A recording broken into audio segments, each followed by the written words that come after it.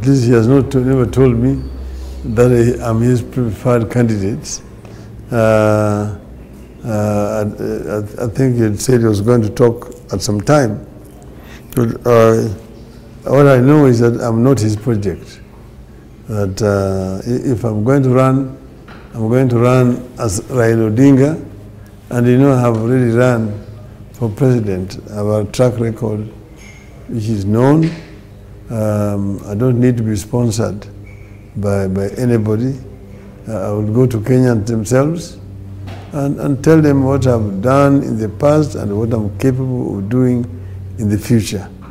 And if the president gives me support, backs me, it will be a compliment, and I will be very happy to receive it. I'm having consultations with Kenyans, and I started in Nakuru, where I launched Azimio la Umoja of Kenya.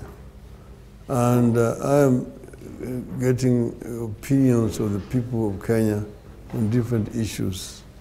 And I've said that at the end of these consultations, which I hope is going to be by the end of this month, I will then I've made up my mind, and I will make an announcement if I'm going to run or if I'm not going to run.